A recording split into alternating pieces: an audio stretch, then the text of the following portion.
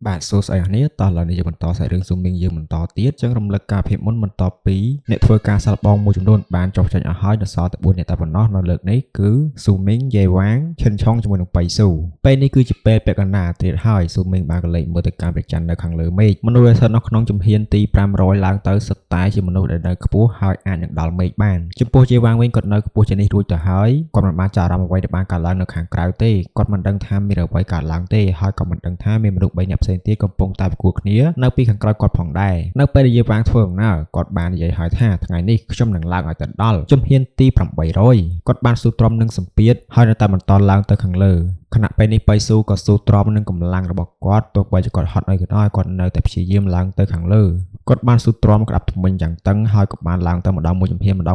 នឈិនឆុងនៅខាងក្រោមបាននិយាយឲ្យថា556 557 558ឈួតមែនភ្លាមៗនោះគាត់បានឡើងទៅខ្ពស់ហួសពីបៃស៊ូទៅហើយបៃស៊ូមានអារម្មណ៍ថាខឹងសម្បាគាត់បានស៊ូទ្រាំហើយបានបោះជំហានទៅម្ដងទៀតភ្លាមៗនោះរាងកាយរបស់គាត់ក៏បានញ័រខ្លាំងសម្លេងបន្ទោសបានឡើងចេញពីរាងកាយរបស់គាត់មានការឈឺចាប់ខ្លាំងនៅក្នុងដើមទ្រូងរបស់គាត់ហើយគាត់ក៏បានក្អកឈាមស្រស់ចេញមកមុខរបស់គាត់ស្លេកស្លាំងក្នុងកំឡុងពេលនោះគាត់មានអារម្មណ៍ថាដូចជាភ្នំទំមូលកំពុងតែសង្កត់មកលើគាត់យ៉ាងអញ្ចឹងដែរមិនមែនតែគាត់ទេឈិនឆុងក៏ដូចគ្នាគាត់កំពុងតែឈរនៅក្នុងកម្មទី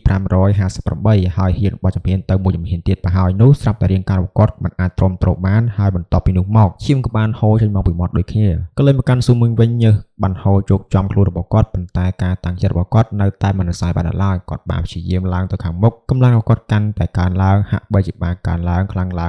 ើងគាត់ហាក់បីជាអាចបន្តដំណើរទៅខាងមុខជារៀងរហូតជំហានទី548ជំហានទី549ជំហានទី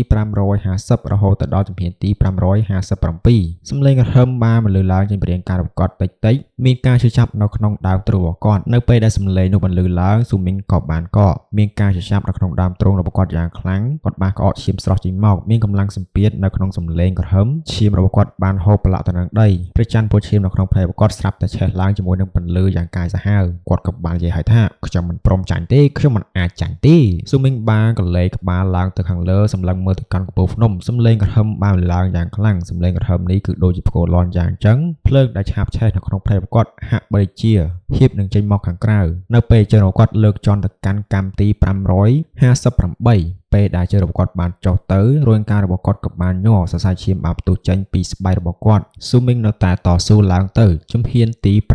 559ជំហានទី560ជំហានទី561រាល់ជំហាននីមួយៗរាងកាយរបស់គាត់នឹងញ័រខ្លាំងសំឡេងមួយនៅក្នុងចិត្តរបស់គាត់បាននិយាយស្រែកមកកាន់គាត់ថាមិនឲ្យគាត់បន្តទៅខាងមុខទៀតបានទេវាដូចជាសាច់និងឆ្អឹងរបស់គាត់ហ៊ានមកត្រូវបានកំទេចចោលដោយសំឡេងមួយនោះការចាប់ខ្លាំងស្ទើរតែមិនអាចឲ្យគាត់ទ្រាំទ្រនឹងវាបានស៊ូមីងក៏បានរួលតាមក្នុងចិត្តពីជំហានទៀតតែប៉ុណ្ណោះពីជំហានទៀតស៊ូមីងបានបន្តក្រហមនៅពេលដែលគាត់បានលើកជើងបោះមួយជំហានទៀតនៅពេលដែលគាត់បានដាក់ជើងទៅខាងលើគាត់មានអារម្មណ៍ថាភ្នំទាំងមូលបានញ័រយ៉ាងខ្លាំងវាដូចជាផែនដីនិងភ្នំនេះបានរើនៅចំពោះមុខគាត់ភ្លាមស៊ូមីងបានកលេចមើលទៅខាងលើមេឃវាហាក់បីជាគាត់បានរើចេញពីកន្លែងនេះដូចជាមេឃកំពុងតែរំកិលចុះនៅចំពោះមុខគាត់នៅពេលដែលពេលវេលាហាក់បីជាបានថយចុះគាត់មានអារម្មណ៍ថារាងកាយរបស់គាត់ហាក់បីជាដល់តែកណ្ដោរបស់គាត់ហើយមិនអាចបន្តដំណើរទៅមុខទៀតបានទេជំហានទី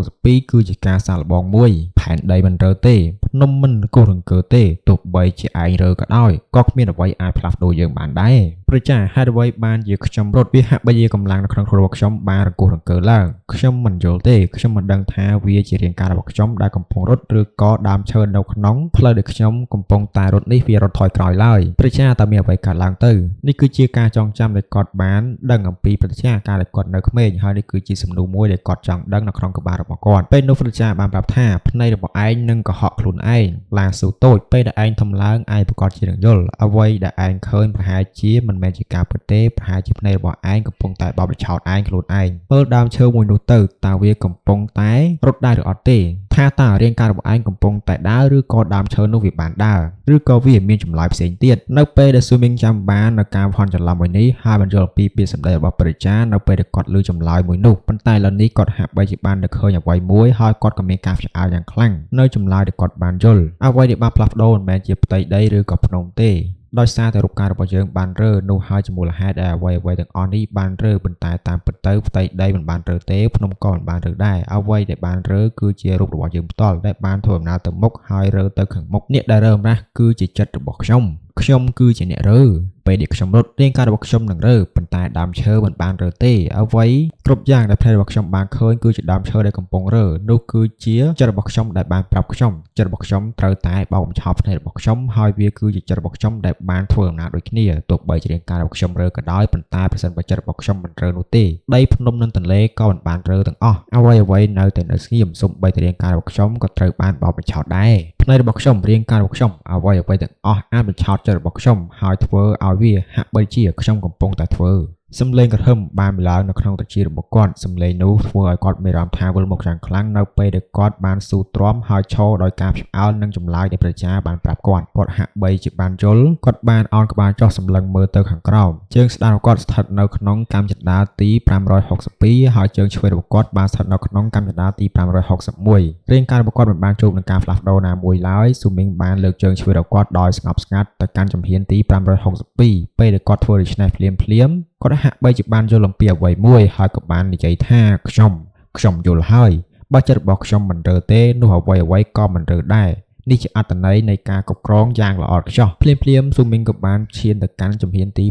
563ពេលដែលគាត់ឈរនៅទីនោះគាត់បានបង្ហាញស្នាមញញឹមនៅលើមុខរបស់គាត់បន្តិចនៅពេលដែលគាត់អង្គុយចុះនៅក្នុងកន្លែងនោះហើយធ្វើសមាធិស្រួលដង្ហើមរបស់គាត់បានយល់អំពីអត្ថន័យនៃអ្វីដែលប្រជាបាននិយាយអ្វីដែលរើគឺជាចិត្តរបស់យើងកម្លាំងឈីធ្វើចលនាលុះត្រាតែចិត្តរបស់យើងធ្វើចលនាប្រសិនបើចិត្តមិនធ្វើចលនាទេនោះឈីក៏មិននៅស្ងៀមដែរក៏เลยមកកាន់ចិនឆឹងវិញគាត់បានបង្ហាញនៅទៅមុខដ៏ជូរចត់នៅពេលគាត់ស៊ូទ្រាំនឹងការលំបាកនេះគាត់ឈរនៅកម្មចន្ទាទី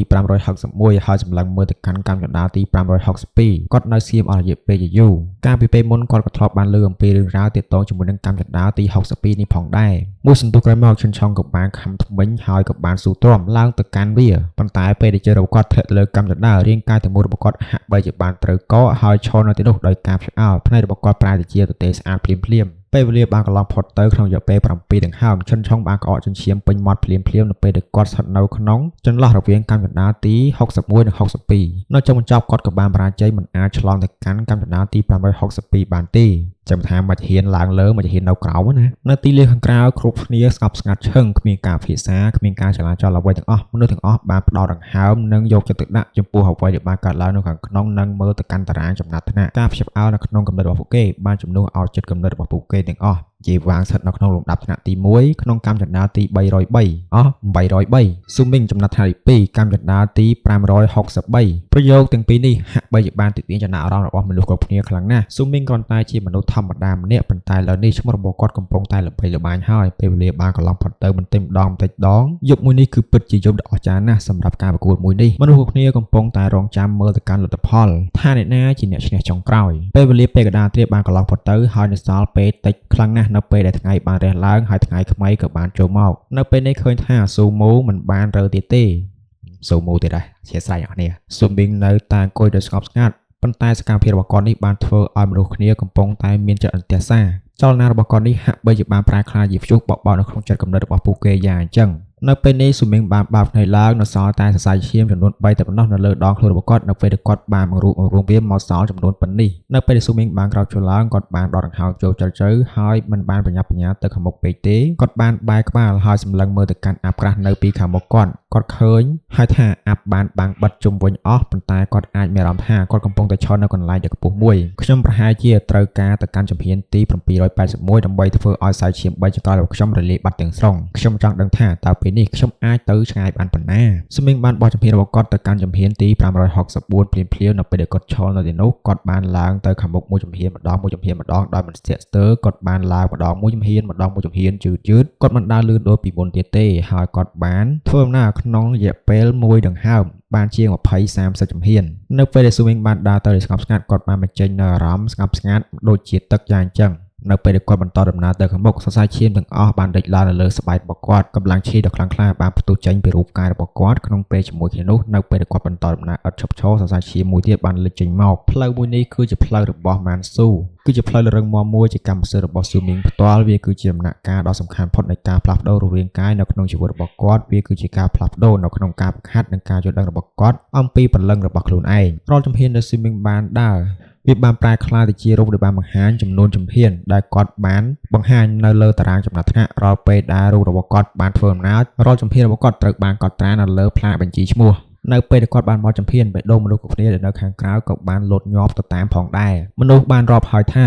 597 598 599 600គាត់បានឈានទៅដល់ជំហានទី600ហើយនោះគឺជាដែនកំណត់របស់ជេវ៉ាងកាលពីម្សិលមិញប៉ុន្តែគាត់នៅតែបន្ត601 602ប្រហែលជាយេវ៉ាងមិនបានកត់សម្គាល់អំពីវត្តមានរបស់គាត់ទេប្រហែលជាគាត់នៅឆ្ងាយជាងនេះប៉ុន្តែប្រសិនបើរឿងនេះនៅតែបន្តនោះមិនយូរប្រហែលឈ្មោះរបស់មូស៊ូនេះប្រកាសជាតាមតន់យេវ៉ាងជាមិនខានសម្លេងមនុស្សឲ្យភាសាគ្នាតិចមិនអ៊ូអរដូចជាមុនទេពេលនេះអ្វីដែលស៊ូមីងបានធ្វើគឺធ្វើឲ្យពួកគេមានអារម្មណ៍ថាការសាកល្បងលើកនេះគឺជាការសាកល្បងដ៏អស្ចារ្យខ្លាំងណាស់នៅមានមនុស្សមួយចំនួននៅក្នុងទីលានប្រកួតដែលត្រូវបានចាក់ចេញពីតារាងចលនាមុនពេលដែលពួកគេបានបោះបង់ជាពិសេសអ្នកនៅក្នុងកម្ពូលទាំង50ហើយមានអ្នកខ្លះបង្កើតចំណាត់ថ្នាក់របស់ពួកគេទៅតាមក្រុមរបស់ពួកគេពីចំណាត់ថ្នាក់កម្ពូលទាំង50ក៏ដល់កម្ពូលទាំង10ពួកគេបានបង្កើតគ្នាជាក្រុមហើយក៏បានពិភាក្សាគ្នាមើលទៅជេវ៉ាងប្រកាសជាមានមោទនភាពចំពោះខ្លួនឯងហើយគាត់តែងតែមានទម្លាប់មិនចង់មើលចំណាត់ថ្នាក់របស់អ្នកដទៃមិត្តភក្តិរបស់គេម្នាក់ទៀតបាននិយាយថាមែនហើយយេវ៉ាងតែងតែជឿជាថាមានតែខ្លួនគាត់ទេដែលអាចប្រកួតប្រជែងជាមួយនឹងខ្លួនឯងបានគ្មានអ្នកណាម្នាក់អាចប្រៀបធៀបជាមួយនឹងគាត់បានឡើយ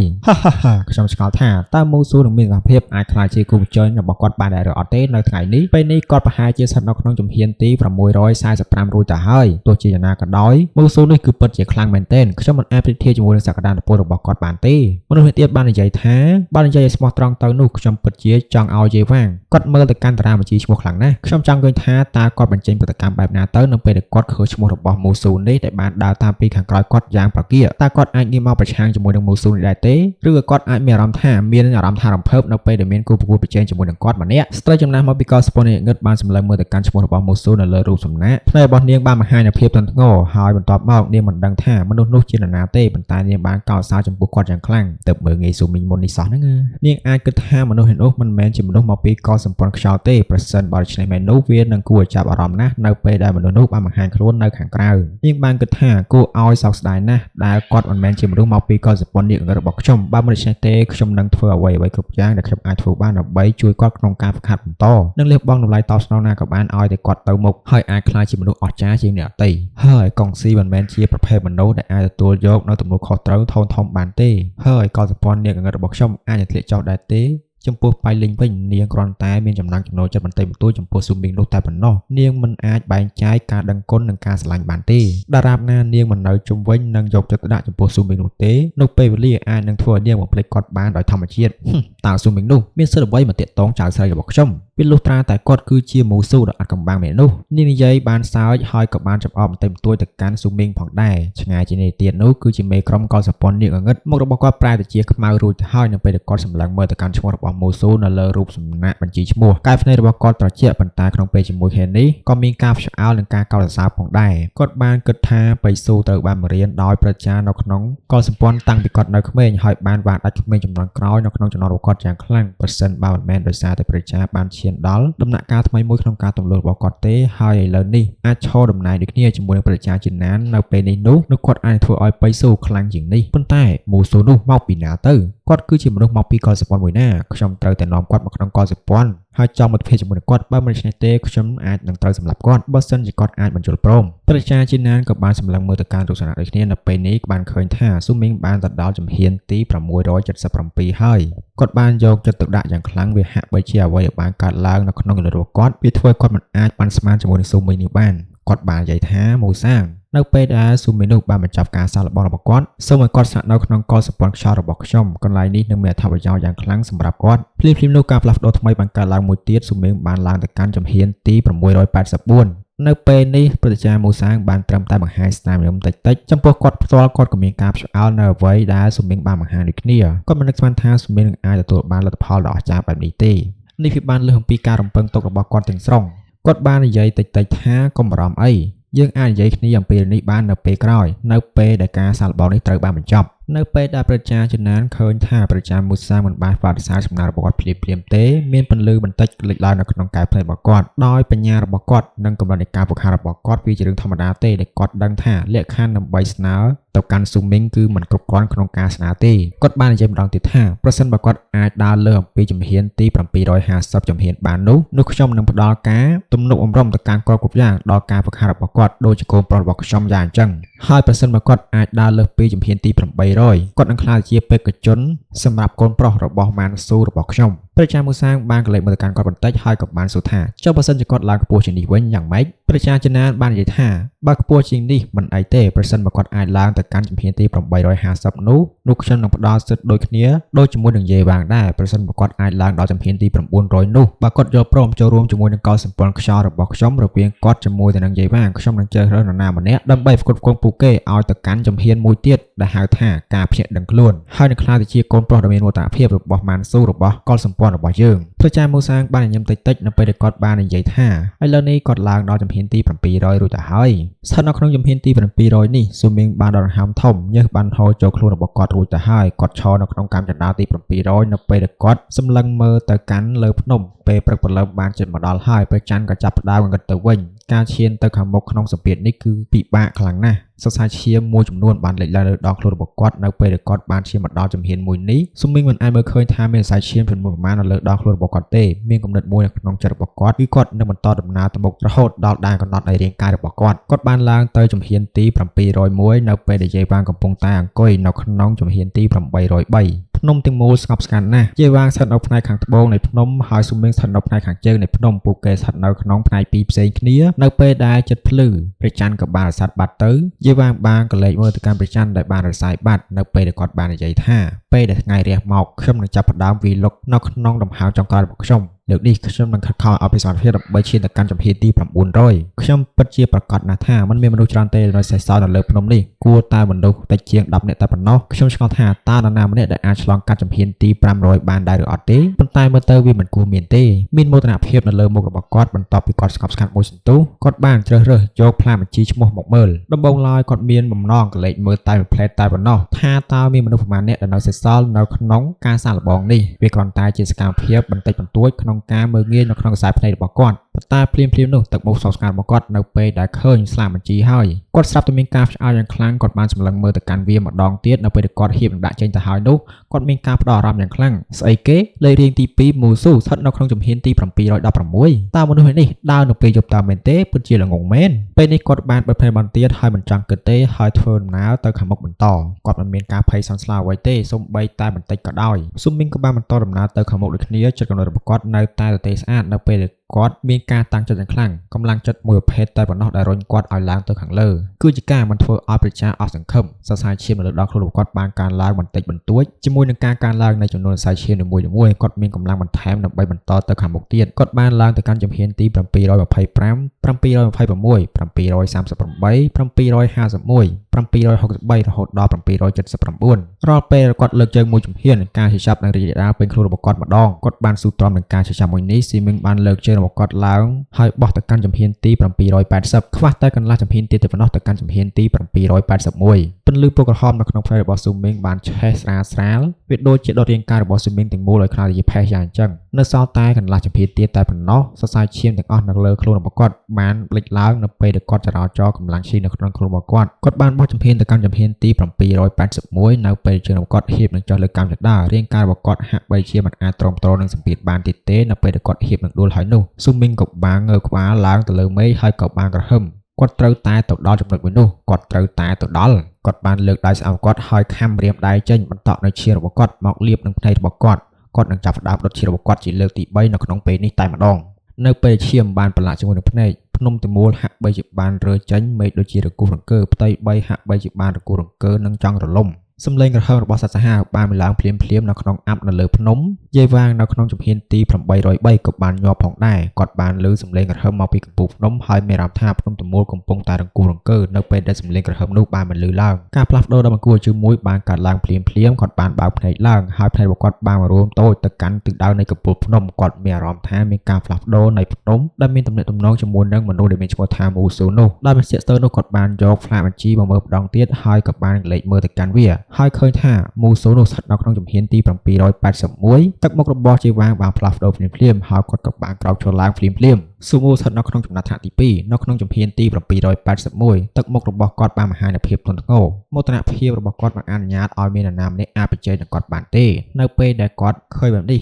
គាត់មិនអាចធ្វើអ្វីបានក្រៅអំពីបង្ហាញនៅទឹកមុខនៅភាពមិនជឿមនុស្សតែម្នាក់គត់ដែលគាត់ចង់ប្រកួតប្រជែងគឺជាខ្លួនឯងផ្ទាល់មិនមានអ្នកណាអាចប្រកួតប្រជែងនឹងគាត់បានទេប៉ុន្តែពេលនេះវាខុសគ្នាទៅហើយប បរិស្ថានជុំវិញនឹងការរកូនអង្គនេះភ្នំនេះបានធ្វើឲ្យវីដេអូរបស់គាត់បានលោតញាប់ពេលនេះយាយវ៉ាមិនអាចនៅស្ងៀមស្ងាត់បានទេប៉ុន្តែគាត់ក៏មិនបានភ័យសន់ស្លាប់អ្វីដែរគាត់បានសម្លឹងមើលទៅកាន់ស្លាបអាជីនៅក្នុងដៃគាត់បានយកយុទ្ធសាស្ត្រយ៉ាងខ្លាំងចំពោះឈ្មោះរបស់មូស៊ូនោះក្នុងជីវិតរបស់គាត់នេះគាត់មិនដែលដឹងខ្លួនឯងថាគាត់ធ្លាប់យកយុទ្ធសាស្ត្រចំពោះអ្នកណាពីមុនមកទេប៉ុន្តែពេលនេះគាត់បានយកយុទ្ធសាស្ត្រយ៉ាងខ្លាំងចំពោះឈ្មោះមូស៊ូមនុស្សនេះបានវ៉ាដាច់អូសែនឈិនឆុងនិងអ្នកដទៃទៀតក្រៅអំពីយាយវ៉ាងដែលស្ថិតនៅខ្ពស់ជាងគាត់បន្តិចឥឡូវនេះគាត់នៅឆ្ងាយត្រឹមតែប្រមាណជំហានទៀតតែប៉ុណ្ណោះអំពីយាយវ៉ាងចម្ងាយមួយនេះធ្វើឲ្យគាត់មានអារម្មណ៍ថាមានសម្ពាធយ៉ាងខ្លាំងកំពុងតែគៀបសង្កត់ហើយមានអារម្មណ៍ថាមានការគំរាមកំហែងគាត់បាននិយាយថាមូស៊ូតើឯងមានលក្ខណៈសម្បត្តិគ្រប់គ្រាន់អ្វីដើម្បីមកធ្វើជាគូប្រកួតប្រជែងជាមួយនឹងយើងមានភាពជានៅក្នុងការកលេចមើលរបស់យាយវ៉ាងអ្នកណាដែលជួបនឹងទឹកមុខត្រជារបស់គាត់នេះប្រកាសជាមានអារម្មណ៍ថាភ័យសន្សឡោជាមិនខាននេះបានបង្ហាញពីមោទនភាពរបស់គាត់ដែលបានអនុញ្ញាតឲ្យអ្នកណាម្នាក់មកជន់ឈ្លីបានឡើយយាយវ៉ាងគឺពិតជាមានមោទនភាពនិងឯកោតាំងពីក្មេងមកម្លេះ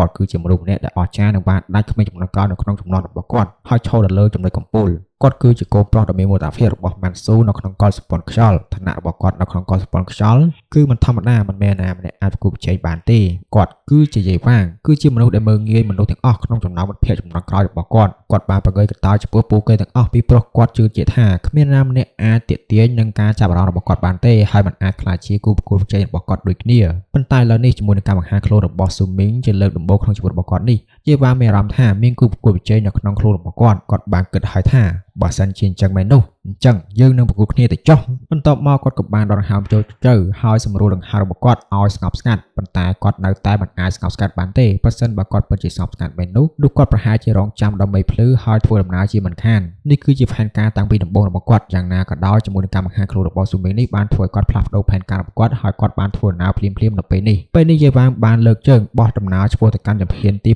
804នៅពេលដែលគាត់បានចុះចតនៅលើជំហាននោះរាងកាយរបស់គាត់ក៏បានញ័រខ្លាំងដំណើររបស់គាត់ក៏បានដកយ៉ាងហត់ប៉ុន្តែគាត់មិនបានឈប់ទេគាត់បានបន្តដំណើរទៅខាងមុខទៀតនៅពេលនេះស៊ូមីងក៏បានឈរនៅក្នុងជំហានទី781ដូចគ្នាដែលស្ដាំរបស់គាត់បានញ័រយ៉ាងខ្លាំងនៅពេលដែលគាត់បានដុតឈានរបស់គាត់ភ្នំទាំងមូលហាក់បីជាបានញ័រយ៉ាងខ្លាំងគាត់មានអារម្មណ៍ថាអារម្មណ៍ចម្លែកដែលមកពីជុំវិញភ្នំភ្លើងខ្មៅកំពុងតែពរិយ៉ាងខ្លាំងនៅក្នុងកន្លែងនេះគ្រាន់តែឈានរបស់គាត់បន្តិចបន្តួចតែប៉ុណ្ណោះប៉ុន្តែមានអារម្មណ៍ថាដូចជាឈានរបស់គាត់ផ្ទុះឡើងយ៉ាងខ្លាំងហើយលើសពីបរិមាណដែលគាត់ចង់គ្រប់គ្រងអាខ្មៅទាំងមូលនៅលើភ្នំចាប់ផ្ដើមកោឡើងយ៉ាងខ្លាំងនៅពេលនេះវាហាក់បីជាសត្វព្រៃក្បាលកំពុងតែក្រហមនៅលើមេឃយ៉ាងអញ្ចឹងអាប់ចាប់ផ្ដើមកិលយ៉ាងខ្លាំងឡ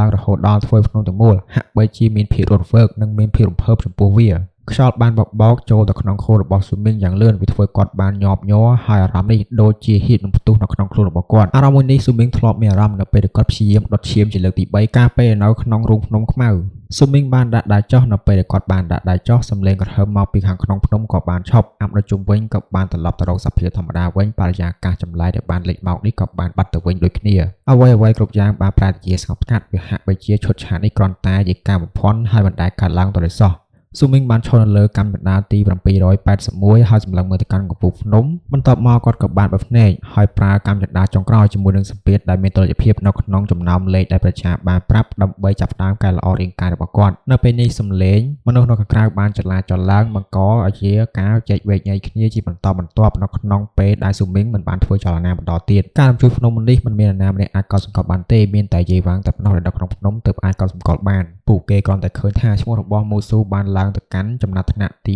2ហើយស្ថិតនៅក្នុងជំហានទី781នៅសល់តែប្រមាណជា20ជំហានទៀតតែប៉ុណ្ណោះគាត់នឹងតាមទាន់យាយវ៉ាងហើយការផ្សាយរបស់ពួកគេកើតចេញពីក្នុងចិត្តគំនិតរបស់ពួកគេទឹកមុខរបស់ពួកគេពោពេញទៅដោយការមិនជឿនិងភាពងឿងឆ្ងល់នៅក្នុងផ្នែករបស់ពួកគ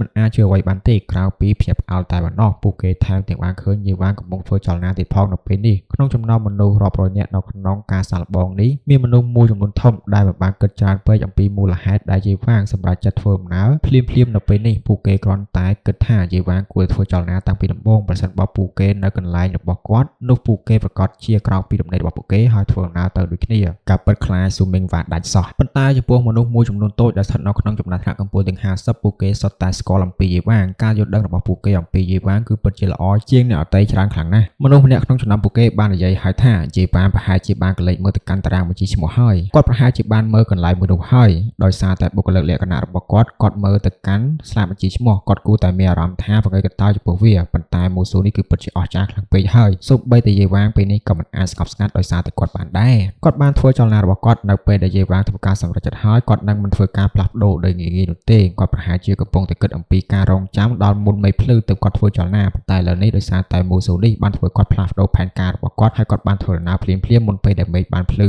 មុខរបស់ហ៊ូសែនបានស្លេកស្លាំងនៅពេលដែលគាត់អង្គុយនៅជ្រុងមួយគាត់សម្លឹងមើលទៅកាន់ឈ្មោះរបស់ស៊ូមីងហើយក៏នៅស្ងៀមគាត់ធ្លាប់ចាត់ទុកថាបៃស៊ូនេះគឺជាជនសង្ស័យក្នុងការលួចយកឈ្មោះរបស់គាត់ប៉ុន្តែឥឡូវនេះវាគ្មានអ្នកណាកើតទេក្រៅពីមូស៊ូនោះដែលជាមនុស្សដែលគួរឲ្យសង្ស័យបំផុតនេះគ្រាន់តែជាដំណាក់កាលដំបូងតែប៉ុណ្ណោះយើងមិនប្រគល់ប្រជែងលើចំណុចខ្លាំងរបស់យើងនៅក្នុងដំណាក់កាលនេះទេប៉ុន្តែលើសក្តានុពលរបស់ខ្លួនឯងតែអ្វីដែលខ្ញុំអាចប្រាប់បានវាគឺមិនមែនដូចដែលខ្ញុំអាចរកវិធីសាស្ត្រក្នុងការទទួលយកចម្លើយរបស់ខ្ញុំថាអ្នកណាជាអ្នកលួចឈ្មោះរបស់ខ្ញុំនោះទេខ្ញុំអាចប្រាប់បានថាវាគឺជាឯងហ៊ូសែនបានក្តាប់ដៃយ៉ាងតឹងមេដឹកនាំកងសម្ព័ន្ធមួយចំនួនតូចក៏បានកលេចមើលទៅកាន់រូបសំណាកពួកគេទាំងអស់គ្នាមានកំណត់រៀងៗខ្លួនប៉ុន្តែរឿងទាំងមូលគត់គឺស្រដៀងគ្នាគឺថាពួកគេភាពវិជ្ជានៅក្នុងការកលេចមើលរបស់ពួកគេនៅពេលដែលពួកគេកលេចមើលទៅកាន់មនុស្សក្នុងកងសម្ព័ន្ធខ្យល់ហើយវាធ្វើឲ្យពួកគេមានអារម្មណ៍ថាខ្លួនឯងកំពុងតែល្ងងយ៉ាងណាមិញចាប់តាំងពីអតីតកាលមកភ្លេចអំពីចំណុចកំពូលទាំង10ចោលទៅមិនមានអ្នកណាម្នាក់នៅខាងក្រៅដែលអាចចូលទៅកាន់កម្ពូលទាំង50បានឡើយជាពិសេសគឺជាកម្ពូលទាំង10គ្មានមនុស្សខាងក្រៅដែលក្រៅពីកោសម្ព័ន្ធខ្យល់នោះទេដែលអាចឡើងទៅបា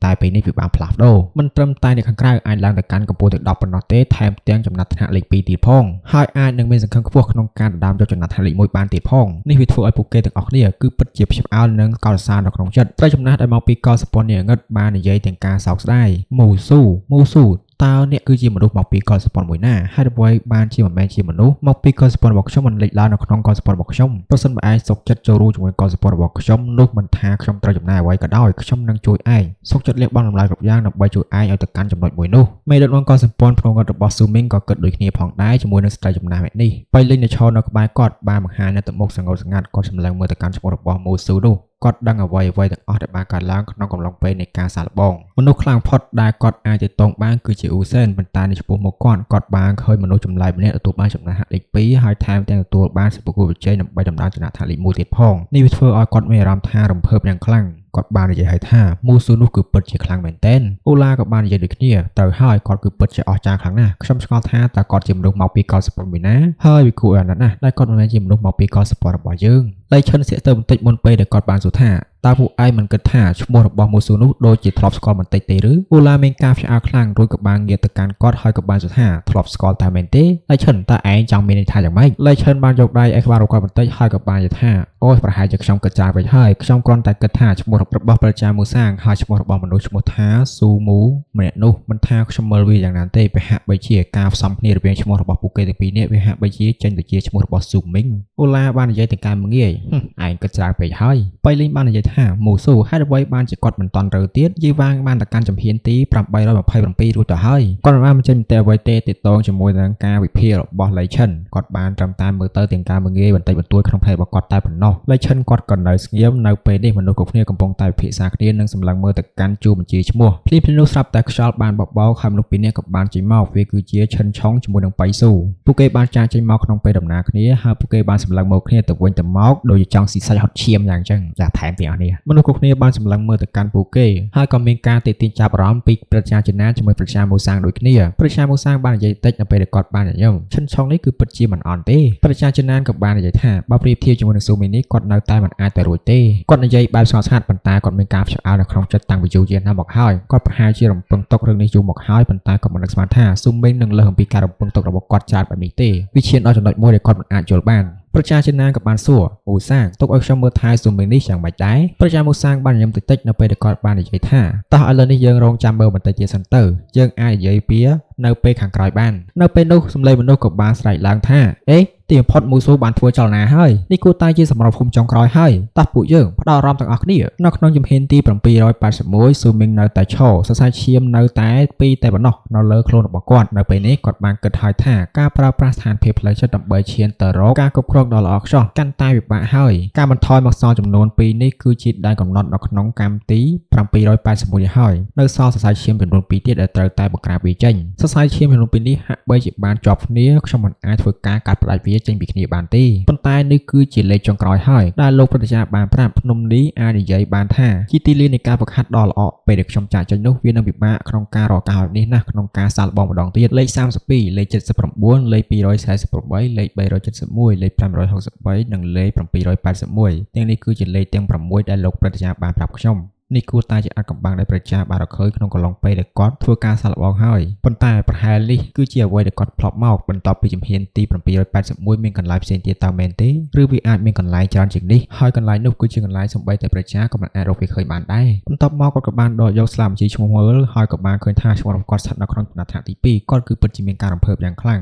ចំណាត់ថ្នាក់ទី2តើមែនទេចំណាត់ថ្នាក់ទី2ឥឡូវនេះខ្ញុំបានសម្រេចគោលបំណងរបស់ខ្ញុំរួចទៅហើយឥឡូវនេះខ្ញុំគួរតែបោះបង់វាចោលប៉ុន្តែនៅពេលដែលខ្ញុំបោះបង់វាចោលនោះការហ្វឹកហាត់ដែលគ្រប់គ្រងទៅលើការគ្រប់គ្រងសាច់ឈាមនេះគឺពិតជាមិនអាចធ្វើបានទេនៅខាងក្រៅហើយខ្ញុំនឹងមិនអាចបញ្ចប់វាបានឡើយប្រកាសជាមានដំណាក់កាលផ្សេងទៀតដែលមានសម្ពាធស្តៀងគ្នានៅក្នុងដីរៀងនៅកម្មផ្សេងទៀតជាមិនខានដែលប្រជាមិនបានដឹងសូម្បីមានការស្ទើរបន្តិចគាត់ចង់បោះបង់បន្តិចប៉ុន្តែគាត់មិនចង់បោះបង់ឱកាសក្នុងការហ្វឹកហាត់ឡើយគាត់ដឹងថាកលសម្ព័ន្ធកំពុងតែស្ថិតនៅក្នុងឋានៈគ្រោះថ្នាក់ហើយមានអារម្មណ៍ពីការព្រួយបារម្ភរបស់ប្រជាដូចគ្នាគាត់កំពុងតែចង់ខ្លាចជាមនុស្សដែលខ្លាំងបំផុតដូច្នេះគាត់មិនអាចខកខានឱកាសនេះបានទេខ្ញុំមិនអាចខកខានបានទេខ្ញុំត្រូវតែស្វែងរកកន្លែងដែលប្រជាមិនអាចរកឃើញហើយនឹងទម្លុះស៊ុំមីងបានបោះទៅមួយជំហានទៀតរាងកាយរបស់គាត់ញ័រយ៉ាងខ្លាំងសម្ពាធយ៉ាងខ្លាំងបានបង្កើតឡើងមកលើរាងកាយរបស់គាត់រាងកាយរបស់គាត់ញ័រយ៉ាងខ្លាំងសរសៃឈាមដ៏ធំបានលេចឡើងលើដងខ្លួនរបស់គាត់ពន្លឺឈាមបានខ្ចាក់ខ្ចាយទៅគ្រប់ទីកន្លែងផ្ទុះចេញពីរាងកាយរបស់គាត់ហាក់បីជាព្រះអាទិត្យនិងព្រះច័ន្ទបាត់បង់រស្មីស៊ុំមីងបានក្រហមឡើងទៅលើមេឃនៅពេលដែលគាត់បន្តដំណើរទៅខាងមុខ783 784 785ពេលដែលគាត់ធ្វើដំណើរទៅកាន់ជំហានទី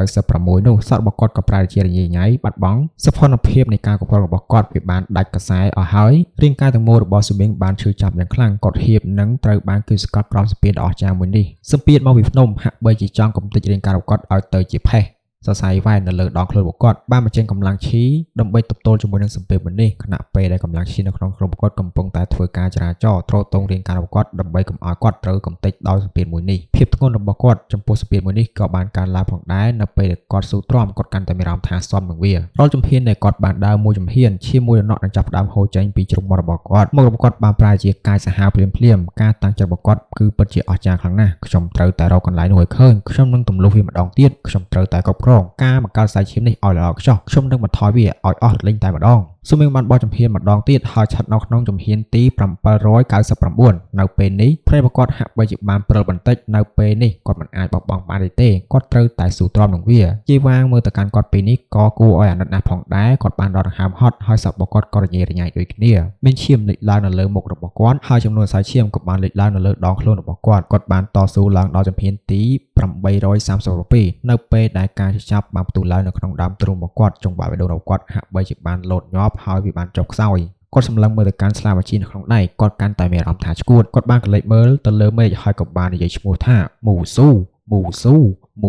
វាហាក់បីជាកម្លាំងចិត្តតែមួយគាត់ដែលឲ្យគាត់ឡើងទៅខាងលើស៊ូមីងក៏បានព្យាយាមដូចគ្នាដើម្បីរកកន្លែងដែលមានតុល្យភាពនៃកម្លាំងស្ពាតប៉ុន្តែគាត់នៅតែមិនអាចរកឃើញបានឡើយទេពេលនេះវាដូចជាដៃជែកដ៏ធំមួយគូកំពុងតែសង្កត់មកលើរាងកាយរបស់គាត់បណ្ដាលឲ្យរាងកាយទាំងមូលរបស់គាត់បង្ហាញនូវការចាប់ហើយគាត់ហៀបនឹងបាក់ស្រុតទាំងស្រុងវាដូចជាឆ្អឹងរបស់គាត់ហៀបត្រូវបានកំទេចចោលគាត់ព្យាយាមកលេចមើលទៅខាងលើមេឃដែលឃើញព្រះច័ន្ទស្រអាប់នៅខាងលើមេឃហើយក៏បានរំលឹកនៅពាក្យមួយចំនួននៅលើជញ្ជាំងថ្មនោះហេតុអ្វីបានជាអ្នកយំអោផ្ទៃមេឃពណ៌ខៀវអើយស៊ូមីងបានរំលឹកគាត់ក៏បានសើចឡើងភ្លាមសំឡេងសើចនេះគ្រាន់តែធ្វើឲ្យការចាប់នៅក្នុងខ្លួនរបស់គាត់កាន់តែកើនឡើងប៉ុន្តែនៅពេលនេះភ្នែករបស់គាត់បង្ហាញនូវពន្លឺព្រះច័ន្ទពណ៌ឈាមយ៉ាងក្រាស់ខ្ញុំស៊ូមីងមិនអាចចោះចាញ់ទេខ្ញុំមិនអាចចោះចាញ់បានទេនៅពេលដែលស៊ូមីងបានក្រហមគាត់បានលើកដៃរបស់គាត់ហើយបន្តមកគាត់ក៏បានខាំវាម្ដងទៀតមានភាពស្គួតលីលានៅក្នុងការកលេចមើលរបស់គាត់នៅពេលគាត់បានបន្តជូតឈាមហើយធ្វើការដុតឈាមម្ដងទៀតភ្នំទាំងមូលបានអង្គុយរង្គើម្ដងទៀតភ្លាមអាប់បានចេញមកពីកន្លែងណាមិនដឹងហើយក៏បានកូរយ៉ាងខ្លាំងខ្យល់បាន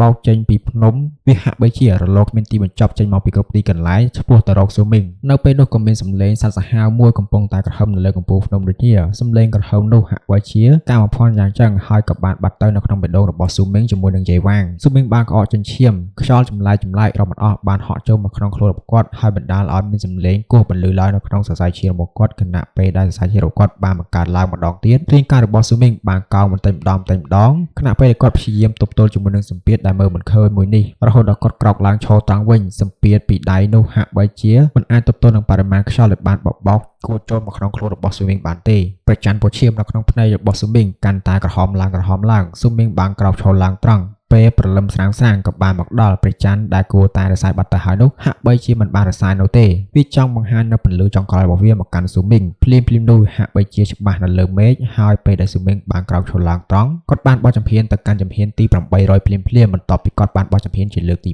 2បោះចម្ភានជាលើកទី3បោះចម្ភានលើកទី4គាត់បានឈានទៅកាន់ចម្ភានទី817ឈរនៅក្នុងចម្ភាននេះភ្នែករបស់គាត់ឡើងក្រហមដោយឈាមពន្លឺក្រាស់ចេញមកពីភ្នែករបស់គាត់ឡើងក្រហមឆ្អិនឆ្អៅគាត់កំពុងតែដុតឈាមរបស់គាត់ពាក់កណ្ដាលផ្លូវជាលើកទី3គាត់គ្រាន់តែអាចប្រឡាក់ឈាមដោយដៃខាងឆ្វេងរបស់គាត់ពាក់កណ្ដាលតែប៉ុណ្ណោះមានកម្លាំងផ្ទុះមួយនៅក្នុងខ្លួនរបស់គាត់កំពុងតែផ្ទុះឡើងរាងកាយទាំងមូលរបស់គាត់ហាក់បីជានឹងបែកខ្ទេចទីក្រោមកម្លាំងសម្ពាធនេះស៊ូមីងបានលើកដៃឆ្វេងរបស់គាត់ហើយគាត់ក៏បានខំឈាមស្រស់ប្រឡាក់មកកាន់ភ្នែករបស់គាត់ម្ដងទៀតហើយគាត់ក៏ចាប់ផ្ដើមដុតម្ដងទៀតភ្នំទាំងមូលបានញាប់ញ័រយ៉ាងខ្លាំងខ្យល់ចម្លែកបានបោកចូលមកក្នុងខ្លួនរបស់ស៊ូមីងយ៉ាងឈូលលាហើយបក់ចូលទៅគ្រប់ផ្នែកនៃរន្ធរងរបស់គាត់ចំនួនសាយឈាមនៅលើខ្លួនរបស់ស៊ូមីងបានកើនឡើងក្នុងអត្រាដែលមិនគួរឲ្យជឿស៊ូមីងបានលើកជើងឡើងហើយបោះចំហៀនទៅម្ដងទៀតចំហៀនទី819ចំហៀនទី823ចំហៀនទី827រហូតដល់ចំហៀនទី839អពើក្រហមឈាមបានហូរចេញពីរាងកាយរបស់គាត់ប៉ុន្តែការតស៊ូនិងការតាំងចិត្តរបស់ស៊ូមីងនៅតែបន្តគាត់មិនចោះចាញ់ទេមកដល់ពេលនេះហើយគាត់នៅតែមិនអាចរកតុល្យភាពនៃកម្លាំងសម្ពាធដែលគាត់ស្វែងរកបានទេប៉ុន្តែគាត់ជឿជាថាវានៅតែមានកន្លែងដែលតែសល់ដែលប្រជាមុខសាងមិនបានរកឃើញយេវ៉ាងបានបន្តដំណើរនិយាយឈ្មោះរបស់ស៊ូមីងបណ្ដាមូស៊ូ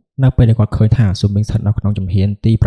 834វាធ្វើឲ្យគាត់បានឈួតវានៅខ្វះតែ6ជំហានពីគាត់តែប៉ុណ្ណោះក្នុងនាមគឺជាមនុស្សល្អបំផុតនិងទេពកោសល្យល្អបំផុតក្នុងចំណោមមនុស្សជាន់ក្រោយគាត់មិនអនុញ្ញាតឲ្យសេចក្តីថ្លៃថ្នូរនេះជាន់មកផ្នែកគាត់បានទេគាត់ត្រូវតែរក្សាដំណើររបស់គាត់គឺជាមនុស្សកំពូលសរសៃឈាមនៅលើមុខរបស់គាត់និងភ្នែករបស់គាត់ឡើងក្រហមទាំងស្រុងដោយឈាមទឹកមុខដែលមើងងាយនិងមោទនភាពនៅក្នុងខ្សែភ្នែករបស់គាត់ហាក់បីជាបានបាត់បង់ទៅហើយប្រហែលជាកំហឹងគាត់បានលើកដៃស្ដាំរបស់គាត់ឡើងហើយតស៊ូក្រហមនៅពេលដែលគាត់ក្តោបទ្រូងរបស់គាត់ភ្លាមនោះថាពលមួយចំនួនធំបានហក់ចូលនៅក្នុងរាងកាយរបស់គាត់ភ្លាមនោះថាពលធំមួយបានហូរពីពេញរាងកាយរបស់គាត់ក្នុងពេលជាមួយគ្នានោះថាពលនោះបានធ្វើដំណើរឆ្លងកាត់គ្រប់ផ្នែកនៃសាច់ឆ្អឹងនិងក្នុងរាងកាយទាំងមូលរបស់គាត់ជំហានទី845ជំហានទី841ហើយបន្តដំណើររហូតដល់ជំហានទី861យេវ៉ាបានក្អកចិញ្ចៀនពេញមាត់ពន្លឺក្រហមដូចជារូបស្នែងនៅលើទ្រូងរបស់គាត់ហាក់បីជាបានរសាត់បាត់ទៅរហូតដល់វាកាន់តែស្អាតហាក់បីជាវាហៀបនឹងរសាត់បាត់ទៅនៅពេលណាក៏បានគាត់បាននិយាយឲ្យថាមូស៊ូឯងអាចមានមោទនភាពបានហើយឥឡូវនេះឯងគឺជាមនុស្សតែម្នាក់គត់ដែលអាចបង្ខំយើងឲ្យមកដល់ស្ថានភាពបែបនេះ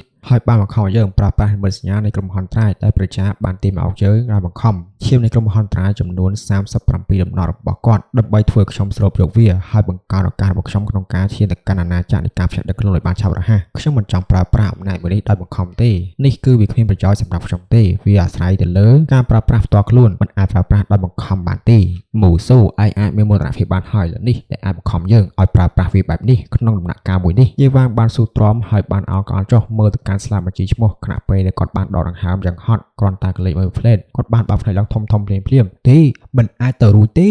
ស៊ូមីងបានបន្តឡើងរហូតទៅដល់ជំហានទី849នៅចំពោះមុខរបស់យេវ៉ាងភ្លាមហើយបន្ទាប់មកក៏បានលោតផ្លោះទៅកាន់ជំហានទី859មានតែចម្ងាយពីជំហានប៉ុណ្ណោះរវាងពួកគេយេវ៉ាងបានស្រូបយកកម្លាំងឈាមក្រុមហ៊ុនត្រាយរបស់ប្រជាទៅបានផ្ដល់ឲ្យគាត់ប៉ុន្តែគាត់មិនត្រឹមតែបានពង្រីកចម្ងាយរវាងគាត់ជាមួយនឹងមូស៊ូទេថែមទាំងវាធ្វើឲ្យមូស៊ូកាន់តែខិតជិតមកកាន់គាត់ទៀតផងទោះជាណាក៏ដោយប្រសិនបើគាត់មិនធ្វើការសម្រេចចិត្តស្រូបយកឈាមភ្លាមទេគាត់ប្រហែលជានឹងត្រូវបានមូស៊ូនោះវាដាច់តាំងពីយូរយារណាស់មកហើយទេមិនអាចទៅរួចទេមានការបញ្ជឿនឹងការតស្រុតនៅក្នុងភ្នែករបស់គាត់នេះគឺជាសញ្ញានៃខូខើនៅក្នុងភ្នែករបស់គាត់បានយកដៃរបស់គាត់ចុចទៅលើសញ្ញាឈាមនៅក្នុងដើមទ្រូងរបស់គាត់នៅពេលដែលស្នែងនៅក្នុងដើមទ្រូងគាត់កាន់តែស្រអាប់គាត់បានក្អកចិញ្ចៀនពេញមាត់ពន្លឺក្រហមបានផ្ទុះចេញពីរាងកាយរបស់យេវ៉ាងទាំងមូលនៅសល់តែរូបរាងសពេចស្ពិលនៃរាងកាយរបស់គាត់តែប៉ុណ្ណោះខណៈពេលដែលគាត់ត្រូវបានហុំព័ទ្ធទៅដោយពន្លឺពណ៌ក្រហមឈាមមូស៊ូនេះគឺជាសមរភូមិចុងក្រោយរបស់ស៊ូមីងជាមួយទៅនឹងយេវ៉ាងស៊ូមីងបានដុតឈាមរបស់គាត់ខណៈពេលដែលយេវ៉ាងបានស្រូបយកកម្លាំងឈាមចេញពីនិមិត្តសញ្ញារបស់ម៉ាន់ស៊ូរបស់ប្រជាដែលទាញយកឲ្យគាត់ដោយបង្ខំពួកគេបានប្រើប្រាស់វិធីសាស្ត្រផ្ទាល់ខ្លួនរបស់ពួកគេប៉ុន្តែអ្នកដែលចំណេញគឺជាស៊ូមីងអ្នកដែលខាតបង់គឺជាយេវ៉ាងខណៈពេលនេះសមរភូមិបានឈានដល់ដំណាក់កាលដ៏សំខាន់បំផុតក្នុងចំណោមអារម្មណ៍របស់មនុស្សគ្រប់គ្នានៅក្នុងទីលានប្រកួតពួកគេយកចិត្តទុកដាក់យ៉ាងខ្លាំងហើយពួកគេមានអារម្មណ៍ថារំភើបឈានដល់ចំណុចកំពូលមួយនេះ នេះគឺពិតជាសមរភូមិដ៏ខ្លាំងក្លាមួយមែននេះទៅគេហៅថាគឺជាសមរភូមិក្លាហានពិតប្រាកដយេវ៉ាងបានទៅកាន់ជំហានទី881ប៉ុន្តែមូស៊ូរុបានដេញតាមគាត់រួចទៅហើយចម្ងាយរវាងពួកគេខ្វះតែ2ជំហានទៀតតែប៉ុណ្ណោះ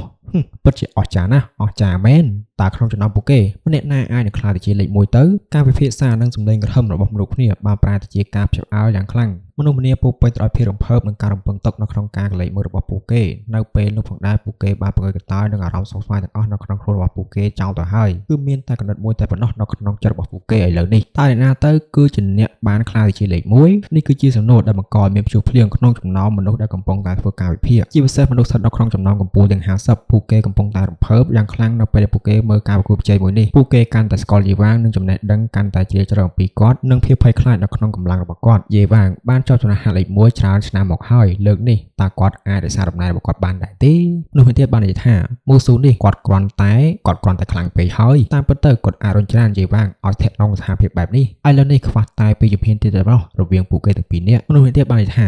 ខ្ញុំគិតថាយេវ៉ាងពិតជាមានអំណាចបំផុតក្នុងចំណោមពួកយើងទាំងអស់គ្នាក្នុងតំបន់កោះសប៉ុនខ្យល់ហើយគ្មានអ្នកណាម្នាក់អាចប្រធានជាមួយនឹងគាត់បានទេប៉ុន្តែឥឡូវនេះវាហាក់បីដូចជាខ្ញុំបានគិតខុសខ្ញុំបានដឹងថាខ្ញុំបានមើលងាយមនុស្សនៅខាងក្រៅហើយមេដឹកនាំកោះសប៉ុនទាំងអស់បានក្រោកឈរឡើងសម្លឹងមើលទៅកាន់ស្លាកបញ្ជីឈ្មោះមុខរបស់ពួកគេពោពេញទៅដោយការភ្ញាក់ផ្អើលហើយក៏មានការងឿងឆ្ងល់ផងដែរពួកគេក៏ឆ្ងល់ថាតើមូស៊ូនោះគឺជាមនុស្សមកពីកោះសប៉ុនឯណាតើក្មេងនេះគឺជានរណាទៅប្រសិនបើគាត់ពិតជាអាចយកឈ្នះវេវ៉ាងបានមែននោះតើការភ្ញាក់ផ្អើលដែលកោះសប៉ុនបានផ្ដល់គាត់តើវាអស្ចារ្យខ្លាំងប៉ុណ្ណាមិនថាមូស៊ូនោះទទួលបានឋានៈអ្វីក៏ដោយចាប់ពីពេលនេះទៅគ្មាននរណាម្នាក់នឹងមិនស្គាល់ឈ្មោះរបស់គាត់ឡើយពេលលេងគាត់បានក្តាប់ដៃរបស់គាត់យ៉ាងតឹងនៅពេលនេះសម្លេងក្រហមនៅក្នុងចិត្តរបស់គាត់គឺគាត់ចង់ឲ្យមូស៊ូនោះគឺឈ្នះខ្លាំងណាស់ចាំមើលពេលដឹងថាស៊ូមីននឹងខកចិត្តប៉ុណ្ណាទេចំពោះអ៊ូឡាវិញនាងបានក្រោកឈរតាំងពីយូរយារណាស់មកហើយសម្លឹងមើលការប្រកួតជ័យនេះយ៉ាងយកចិត្តទុកដាក់ថាអ្នកណាគឺជាអ្នកដែលអាចចូលលេខ1នៅចុងក្រោយគេឈិនឆុងក៏កំពុងតែសម្លឹងមើលទៅកាន់ឈ្មោះរបស់មូស៊ូដូចគ្នាដោយទឹកមុខនៃការងឿងឆ្ងល់នៅពេលនោះប្រសិនបើមានអ្នកណាម្នាក់ប្រាប់គាត់ថាមុនពេលដែលចាប់ផ្ដើមនៃការប្រកួតដំបូងមូស៊ូស្ថិតនៅក្នុងចំណោមមនុស្សដែលទៅរកគាត់មុននេះហើយបានលេងសើចជាមួយនឹងគាត់នៅពេលដែលមិត្តភ័ក្តិជាច្រើនបាននិយាយជាមួយគាត់នោះហើយជាមនុស្សម្នាក់ដែលបានកលេចមកកាន់គាត់នៅពេលដែលគាត់បានដើរទៅរកប៉ៃលីង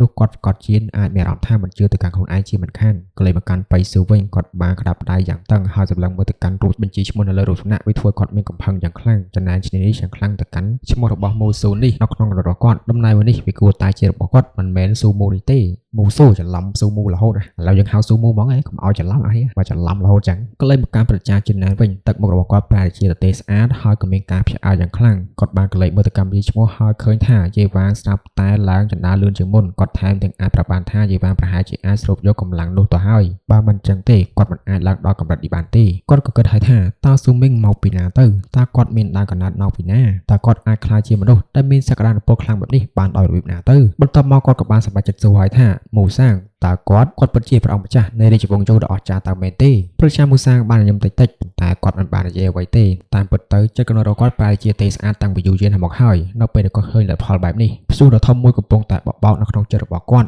ក្លែងមកកាន់ស៊ូមួយវិញអាប់នៅក្នុងភ្នំកំពុងតែបបោកចូលទៅក្នុងរាងកាយរបស់គាត់គ្រប់ផ្នែកនៃសរសៃរន្ធញើសរបស់គាត់រាងកាយរបស់គាត់បានញ័រយ៉ាងខ្លាំងមុខរបស់គាត់ពុះពេញដោយភាពស្គួតម្រាមដៃចង្អុលរបស់គាត់បានលាបទៅកាន់ផ្នែកខាងស្ដាំរបស់គាត់ការលំបាកផុតនៃការដុតឈាមជាលើកទី3គឺពិតជាហួសពីការរំពឹងទុករបស់គាត់ខ្លាចណាស់គាត់មិននឹកស្មានថាគាត់មិនអាចបញ្ចប់វាបានឡើយនោះទេទោះបីជាគាត់នៅទីនេះរងសម្ពាធខ្លាំងបែបនេះហើយក៏ដោយគាត់នៅតែមិនអាចជោគជ័យនៅពេលនេះគាត់ឈរនៅក្នុងជំហានទី859ប៉ុន្តែវាមិនមែនជាកន្លែងដែលគាត់រកកន្លែងដែលមានសម្ពាធថេបានទេវាមិនមែនកន្លែងផ្សេងទៀតដូចជាកន្លែងនេះនៅក្នុងបញ្ជីលេខដែលប្រជាចារបានប្រាប់គាត់ឡើយគាត់ព្យាយាមស្វែងរកហើយប៉ុន្តែមិនអាចរកឃើញទេឈាមនៅក្នុងខ្លួនរបស់គាត់កំពុងតែជួបប្រទះនឹងការផ្លាស់ប្ដូរមួយចំនួនស៊ូមីងថែមទាំងមានអារម្មណ៍ថាគាត់ចង់បោះបង់ចោលទៀតផងប៉ុន្តែដែលនឹកឃើញអំពីគ្រោះថ្នាក់ដែលបានកើតឡើងក្នុងកោះសប៉ុននៅអនាគតនោះគាត់មានការព្រួយបារម្ភយ៉ាងខ្លាំងនៅពេលដែលគាត់បានឃើញការបង្ហាញនៅលើទឹកមុខរបស់ប្រជាចារគាត់មិនអាចធ្វើឲ្យបានទេក្រៅពីស៊ូទ្រាំនឹងការឈឺចាប់នេះដើម្បីធ្វើឲ្យខ្លួនឯងកាន់តែខ្លាំងតែប៉ុណ្ណោះគាត់ត្រូវតែខ្លាចជាមនុស្សរឹងមាំខ្លាំងបំផុតដើម្បីអាចជួយទៅកាន់អ្នកភូមិនិងប្រជាចារបានគាត់គឺចង់ការពារប្រទេសរបស់គាត់ចង់ជួយកោះសប៉ុនរបស់គាត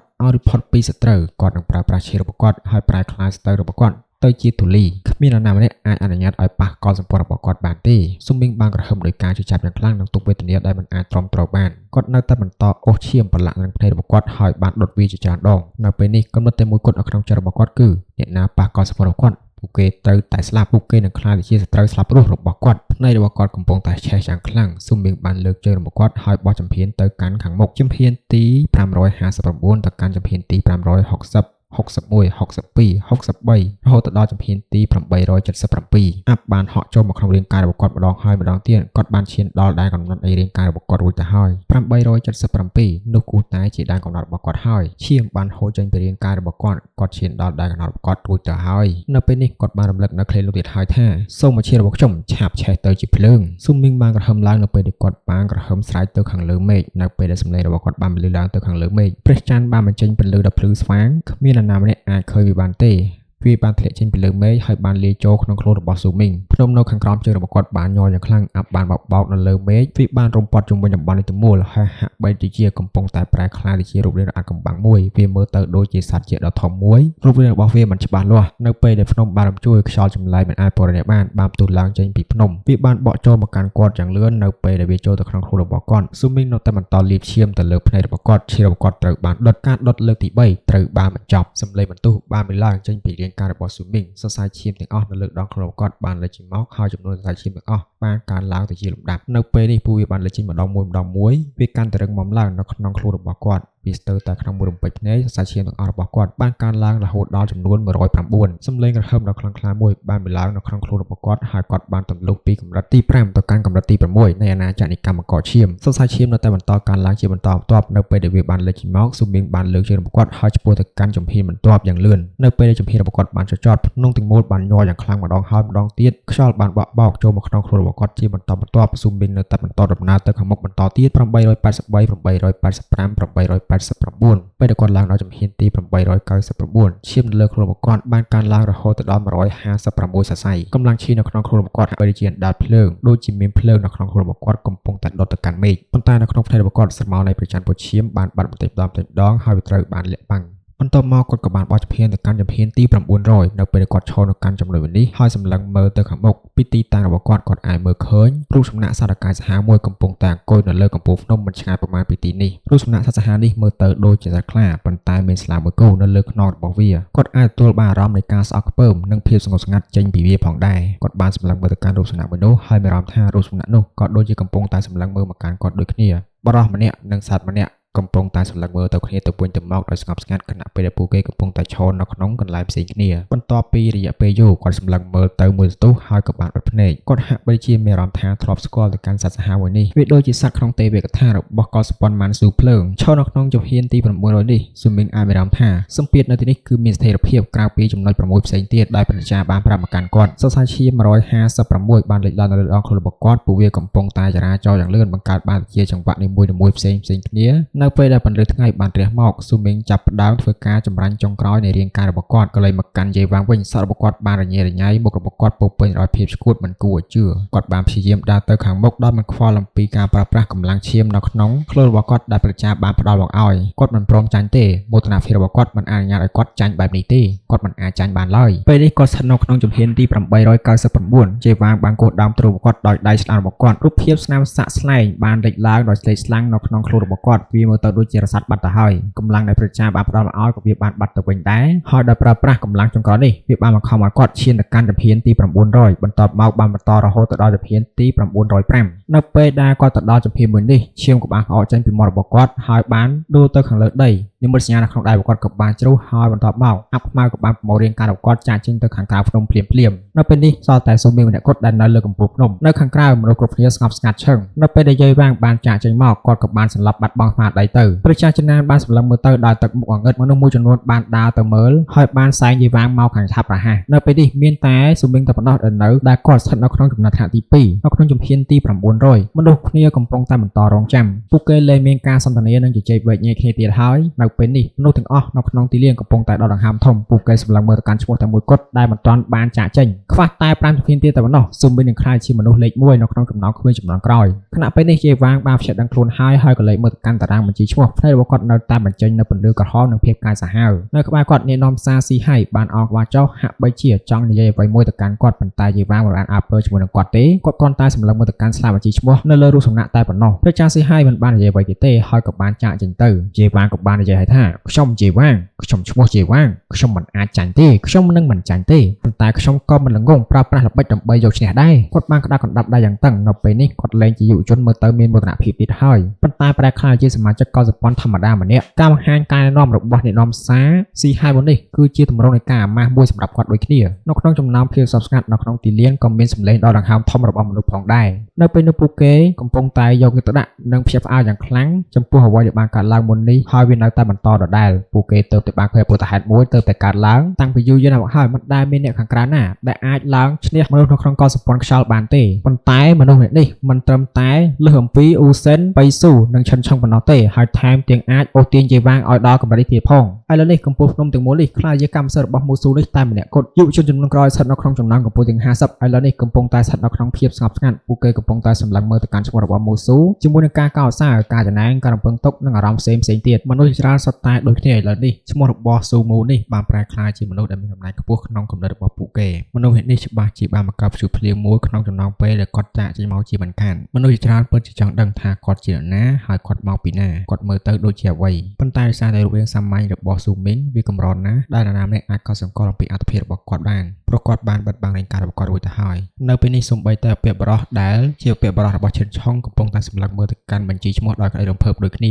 ាបៃលីងបានសម្លឹងមើលទៅកាន់ឈ្មោះរបស់មូស៊ូហើយក៏បាននិយាយថាមិនអាចទៅរួចទេតើវាអាចទេថាគឺពិតជាគាត់មែនមិនអាចទេប្រជាមូសានិងប្រជាចិនណានៅតែស្ងប់ស្ងាត់មិនបាននិយាយអ្វីគ្នាទៀតទេទឹកមុខរបស់ប្រជាមូសាប្រែជាស្រពោនបេះដូងរបស់គាត់កំពុងតែលត់ញាប់ប្រជាចិនណាបានឃើញពីការវិវត្តរបស់ស៊ូមីងនៅពេលនេះគាត់មានការភ្ញាក់ផ្អើលនៅលើទឹកមុខរបស់គាត់មិនអាចលាក់បាំងទៀតទេគាត់មិននឹកស្មានថាស៊ូមីងដែលពីមុនមើលទៅដូចជាស្រមោចនោះដែលគាត់មិនបានគិតខ្ពស់អំពីគាត់ហើយគិតថាគាត់គ្មានសំណាងក្នុងការចូលទៅកាន់កម្ពុជាទាំង50វាហួសអំពីការរំពឹងទុករបស់គាត់ទាំងស្រុងឥឡូវនេះគាត់ថែមទាំងបានធ្វើឲ្យគាត់ផ្ទាល់នេះមានការភ្ញាក់ផ្អើលយ៉ាងខ្លាំងពេលនេះគាត់កំពុងតែគិតអំពីប្រភពដើមរបស់ស៊ូមីងយ៉ាងម៉ត់ចត់ពីសម្ដីរបស់ប្រជាមូសានៅតែបន្លឺឡើងនៅក្នុងក្បាលរបស់គាត់វាធ្វើឲ្យគាត់កាន់តែមានភាពមិនប្រកបប្រជាពេលវេលាបានកន្លងផុតទៅយ៉ាងយូរប៉ុន្តែគ្មានការទះសារនៅក្នុងចំណោមមនុស្សដែលកំពុងតែមើលទេពួកគេកំពុងតែរងចាំដោយស្ងប់ស្ងាត់នៅពេលដែលព្រឹកព្រលឹមបានមកដល់យ៉ាងពិតប្រាកដនោះស៊ូមីងក៏បានបើកភ្នែកឡើងមានសរសៃឈាមសរុបចំនួនតែមួយប៉ុណ្ណោះនៅលើដងខ្លួនរបស់គាត់នៅពេលនេះគាត់បានបើកភ្នែកឡើងហើយសរសៃឈាមក៏បានបាត់ទៅវិញគាត់បានងើយក្បាលឡើងហើយសម្លឹងមើលទៅកាន់កំពូលភ្នំប៉ុន្តែជាអក្សរមិនអាចមើលឃើញបានទេវាត្រូវបិទបាំងទៅដោយអាប់បន្ទាប់មកគាត់ក៏បានកន្លែងមើលទៅកាន់តារាងបញ្ជីឈ្មោះហើយក៏បានឃើញថាឈ្មោះរបស់ជីវាងស្ថិតនៅក្នុងជំហានទី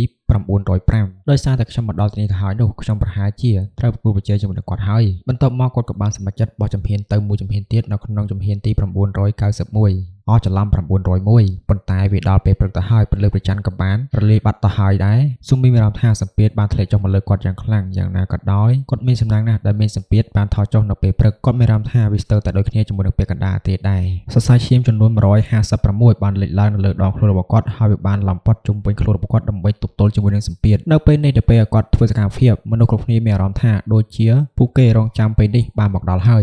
901គាត់បានបោះជំហានហើយផ្នែករបស់មនុស្សជាច្រើនគូបានផ្ដោតទៅលើឈ្មោះរបស់គាត់នៅពេលនេះក្នុងក្បាលរបស់ពួកគេគ្មានអ្វីក្រៅពីស៊ូមីងទៀតទេរឿងទីមួយគត់ដែលនៅក្នុងចិត្តរបស់ពួកគេគឺជាឈ្មោះរបស់គាត់ឈិនឆុងគាត់ក៏ញ័រខ្លួនដែរហើយបានទុកដង្ហើររបស់គាត់បានសម្លឹងមើលទៅកាន់តារាងប្រាថ្នានេះគឺពិតជាឈុតឆាកមួយដ៏ពិសេសពិសាក្នុងចំណុចកំពូលនៃការសាកល្បងមែនវាពិតជាខ្លាំងក្លានិងគួរឲ្យរំភើបជាងឆ្នាំណាៗទាំងអស់បៃស៊ូបានត្រឹមតែក្តាក់កណ្ដាត់ដៃយ៉ាងតឹងពន្លឺត្រជាក់មាននៅក្នុងភ្នែករបស់គាត់កាន់តែកាសឡើងជាមួយនឹងការចំណែននៅក្នុងភ្នែករបស់គាត់វាហាក់បីជាចង់ប្រែក្លាយជាចេតនាសម្លាប់ដ៏ខ្លាំងក្លាវាពោពេញទៅដោយការអន់ចិត្តគ្មានទីបញ្ចប់ហើយមនុស្សទៀតក៏ដូចគ្នាផងដែរវាគឺជាមេដឹកនាំនៃកោសម្ព័ន្ធរបស់គាត់ទឹកមុខរបស់គាត់ប្រែជាត្រជាក់ខ្លាំងដូចជាទឹកកកយ៉ាងចឹងនៅពេលដែលស៊ូមីងបានបោះជំហានទៅកាន់ជំហានទី902បេះដូងរបស់មនុស្សគ្នាកំពុងតែលោតញាប់យ៉ាងខ្លាំងវាដូចជាការបោះជំហានរបស់គាត់គឺជាការកំណត់ចង្វាក់បេះដូងរបស់ពួកគេយ៉ាងចឹងនេះគឺជាទស្សនវិជ្ជាដ៏កម្រខ្លាំងណាស់នេះមានន័យថានៅពេលដែលស៊ូមីងត្រូវបានធ្វើចលនានោះមនុស្សគ្រប់គ្នានឹងចាត់ទុកថាគឺជាការមានសារៈសំខាន់ណាស់ការពីមុននៃសេរីរងនេះគឺជារបស់ជីវាងតែម្នាក់ឯងប៉ុណ្ណោះប៉ុន្តែលើនេះជីវាងបានប្រែក្លាយជាមនុស្សដែលត្រូវឈរមើលគេតែម្ដងហើយបានក្លាយទៅជាមនុស្សម្នាក់ដែលឈរមើលគេដូចជាមនុស្សដទៃដែរ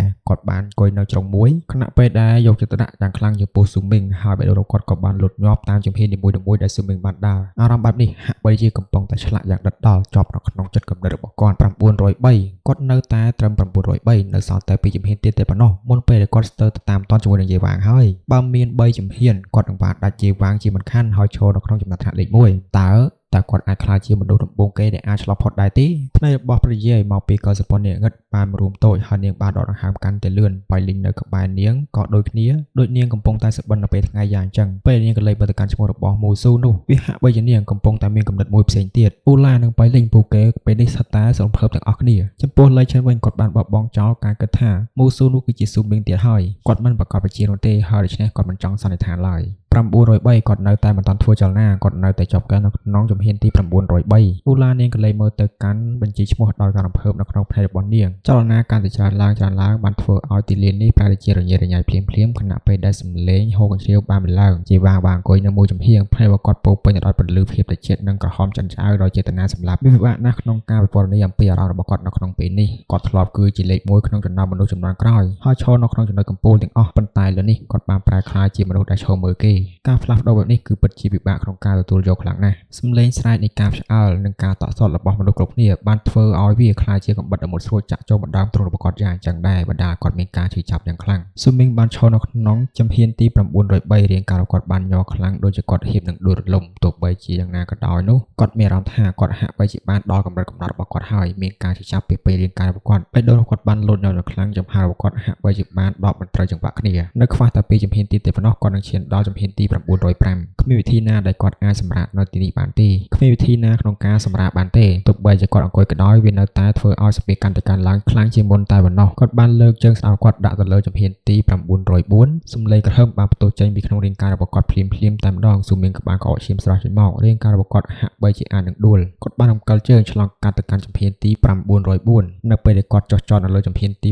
904មនុស្សគ្រប់គ្នាកំពុងតែលូតញាប់ពេលដរបស់គេកំពុងតែញ័រដោយក្តីរំភើបព្រះចាចំណានបានសម្លឹងមើលទៅកាន់ឈ្មោះរបស់ស៊ូមីងជាមួយនឹងព្រះចាមូសាងដោយស្ងប់ស្ងាត់មិនដឹងថាពួកគេកំពុងតែគិតអ្វីទេកាន់មកកាន់យាយវ៉ាងវិញបេះដូងរបស់គាត់កំពុងតែលូតញាប់យ៉ាងខ្លាំងគាត់អង្គុយនៅទីនោះប៉ុន្តែរាងកាយរបស់គាត់នៅតែមិនអាចក្រោកឈរឡើងបានទេគាត់នៅតែមានអារម្មណ៍ថាញ័រនៅក្នុងចិត្តប៉ុន្តែទោះបីជាគាត់ពេលនេះស្ថិតនៅក្នុងស្ថានភាពអាម៉ាស់ក៏ដោយប៉ុន្តែមនុស្សគ្រប់គ្នាមិនបានយកចិត្តទុកដាក់ចំពោះគាត់នោះទេពួកគេបានចាប់អារម្មណ៍ទៅកាន់ស៊ូមីងជំនួសវិញការថយអារម្មណ៍ការអត់ធ្មត់និងភាពស្ងៀមស្ងាត់បានបង្កើតជាកម្លាំងចម្លែកមួយប្រភេទដែលគ្របដណ្ដប់ទៅលើទីលានប្រកួតទាំងមូលពួកគេកំពុងតែរងចាំឲ្យស៊ូមីងឈានទៅកាន់ជំហានទី905ប៉ុន្តែពេលនេះវាអស់រយៈពេលយូរហើយពួកគេមិនឃើញថាស៊ូមីងបានឈានទៅកាន់ជំហានមួយនោះទេសូម្បីតែពួកគេក៏បានដកដង្ហើមធំផងដែរមួយសន្ទុះក្រោយមកលេខនៅក្នុងជំហានជើងរបស់ស៊ូមូក៏បានផ្លាស់ប្ដូរទៅជា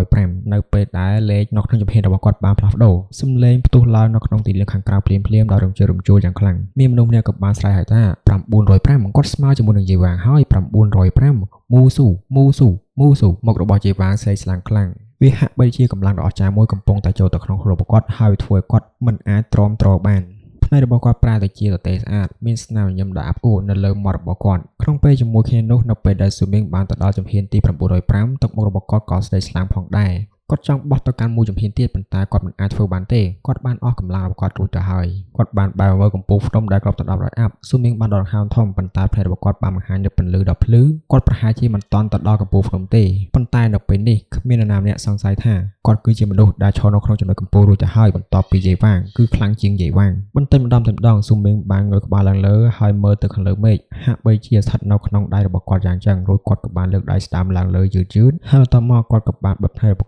បស់គាត់មានអារម្មណ៍ថាមានចម្ងាយមិនឆ្ងាយទេរវាងគាត់ជាមួយនឹងមេឃគាត់ហាក់បីដូចជានៅជិតនឹងមេឃខ្លាំងណាស់គាត់ក៏បានរអ៊ូរតំទៅកាន់ខ្លួនឯងទៀតដែរថាក្នុងចំណោមមនុស្សដែលរស់នៅក្នុងលោកនេះតើអ្នកណាទៅដែលអាចមើលឃើញចុងបញ្ចប់នៃផ្ទៃមេឃគាត់បានបើកភ្នែកហើយលែងមើលទៅកាន់សម្លឹងមើលផ្ទៃមេឃទៀតហើយបន្ទាប់មកគាត់បានក្លែកមើលទៅកាន់ទិសដៅឆ្ងាយផ្ទុយពីជើងមេឃគាត់បានមើលឃើញដីនៅឆ្ងាយតាមរយៈអាប់គាត់មិនដឹងថានេះគឺជាកន្លែងអ្វីទេគាត់ថែមទាំងមិនដឹងថាហេតុអ្វីបានជាកសិផលផ្សេងទៀតមិននៅទីនោះកន្លែងនោះគឺពិតជាឆ្ងាយខ្លាំងណាស់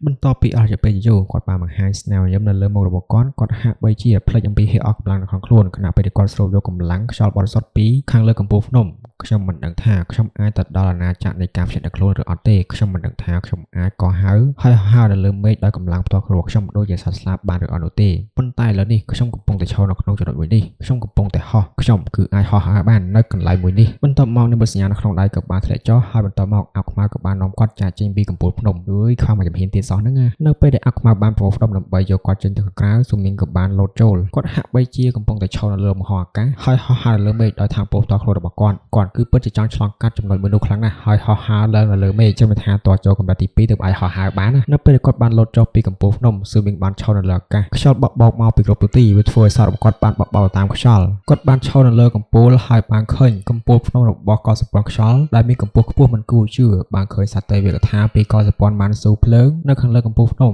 បានឃើញសត្វចម្លែកដែលកំពុងតែសម្លឹងមើលមកកាន់គាត់ក្រៅពីអ្វីទាំងអស់នេះស៊ូមីងក៏បានឃើញទីលានប្រកួតនៅលើដីដែលត្រូវបានបិទបាំងទៅដោយភ្នំម្ខាងទៀតស៊ូមីង មីងបានកលេចទៅឃើញមនុស្សគ្រប់គ្នានៅក្នុងទីលានប្រកួតនៅខាងលើមេឃលំហអាកាសទីនេះបានប្រែប្រួលខ្យល់ខ្មាស់បានបោកមកធ្លាក់មកចំកណ្ដាលទីលានប្រកួតនៅពេលនោះភ្នែកមនុស្សគ្រប់គ្នាបានសម្លឹងមើលទៅកាន់កន្លែងដែលខ្យល់បានបោកមកអ៊ូសែនបានក្រោកឈរឡើងហើយសម្លឹងមើលទៅកាន់អាខ្មៅដែលបានលេចឡើងមកគាត់ចង់មើលឃើញច្បាស់ថាតើមនុស្សនោះគឺជានរណាទៅឈិនឆុងក៏កំពុងតែសម្លឹងមើលទៅកាន់រូបរាងមនុស្សម្នាក់នោះដោយយកចិត្តទុកដាក់ដូចគ្នាខណៈពេលគាត់កំពុងតែសម្លឹងមើលនៅក្នុងអាប់នោះគាត់ចង់ដឹងថាមូស៊ូនោះគឺជានរណាឲ្យពិតប្រាកដទៅបៃស៊ូក៏ដូចគ្ន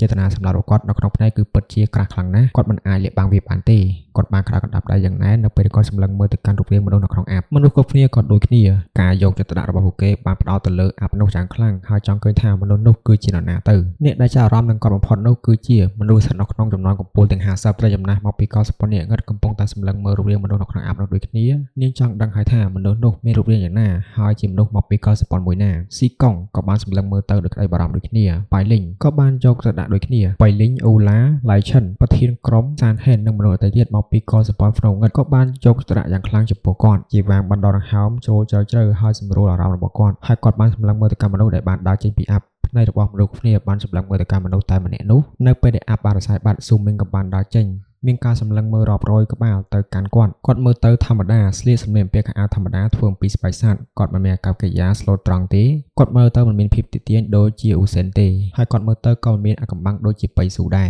រហើយមើលទៅក៏មិនមានចិត្តឆេវឆាវដូចជាយេវ៉ាងទេគាត់មើលទៅគឺធម្មតាបំផុតប៉ុន្តែមនុស្សម្នាក់ដឹងថាគាត់មិនមែនធម្មតាទេព្រោះការបង្ហាញរបស់គាត់គឺពិតជាអស្ចារ្យពេកគាត់ដូចជាព្រះអាទិត្យកំពុងតែភ្លឺចែងចាំងមកកាន់មនុស្សគ្រប់គ្នាយ៉ាងអញ្ចឹងពេលដែលឈិនឆុងបានឃើញស៊ូមីងគាត់ក៏មានការផ្អើលយ៉ាងខ្លាំងគាត់មិននឹកស្មានថាគាត់ជាមនុស្សធម្មតាបែបនេះទេគាត់មើលទៅធម្មតាខ្លាំងពេកដែលពិបាកខ្លាំងណាស់សម្រាប់ណាម្នាក់ឲ្យចងចាំទៅកាន់គាត់ហាក់បីជាបានចងចាំច្បាស់លាស់ថាមនុស្សម្នាក់នេះគឺស្ថិតនៅក្នុងចំណោមមនុស្សដែលបានមកនិយាយជាមួយនឹងគាត់ដែរប៉ុន្តែពេលនោះគាត់មិនបានខ្វល់ចោលអំពីមនុស្សម្នាក់ទេហើយបានបង្ើយកន្តើយជាមួយនឹងគាត់ទាំងស្រុងបៃស៊ូក៏បានឃើញមុខរបស់ស៊ូមីងដូចគ្នាគាត់មិនបានចាំអ្វីសោះអំពីស៊ូមីងនេះប៉ុន្តែពីមុនគាត់ធ្លាប់ជួបស៊ីមីងពីមុនមកគាត់ក៏បានបង្ើយកន្តើយនឹងស៊ូមីងដូចគ្នាដូច្នេះពេលគាត់ឃើញឥឡូវនេះគាត់ក៏មានការផ្ចាក់អល់ផងដែរអ៊ូសែនបានសម្លឹងមើលទៅកាន់ស៊ូមីងយ៉ាងយកទៅដាក់បំផុតសភាវគតិរបស់គាត់បានបញ្ជាក់ថាមានឱកាសខ្ពស់ណាស់ដែលមនុស្សនេះគឺជាអ្នកលួចឈាមរបស់គាត់ហើយគាត់ក៏មិនហ៊ានសុំវាមកវិញដែរគាត់ដឹងថាមូស៊ូនេះគឺពិតជាមិនអាចប៉ះបានទេចាប់ពីពេលនោះទៅឈ្មោះរបស់មូស៊ូនេះនឹងក្លាយទៅជាមនុស្សល្បីល្បាញទូទាំងតំបន់នេះការកោតសើបានលេចឡើងនៅក្នុងផ្នែករបស់ស្រីចំណាស់មកពីកោសពន្ធនាងងឹតនៅពេលនាងបានឃើញស៊ូមីងដែលមើលទៅដូចជាធម្មតានេះចំណាក់អារម្មណ៍ដំបូងគឺមានសារៈសំខាន់ខ្លាំងណាស់ក្នុងការសម្រេចចិត្តថាតើមនុស្សម្នាក់នឹងចូលចិត្តឬក៏ស្អប់អ្នកដទៃឬអត់ប៉ុន្តែគេអាចសម័យបានថានៅពេលដែលនាងដឹងការពិតថាគេជាមនុស្សតែម្នាក់នោះតើនាងអាចបញ្ចេញអតិបែបណាទៅពេលបងរស់ស៊ីកុងបានលូតញាប់ជាប់នឹងទ្រង់យ៉ាងខ្លាំងនៅពេលគាត់បង្ហាញការកោតសើនៅក្នុងផ្នែករបស់គាត់មិនត្រឹមតែគាត់ទេមនុស្សដូចគ្នា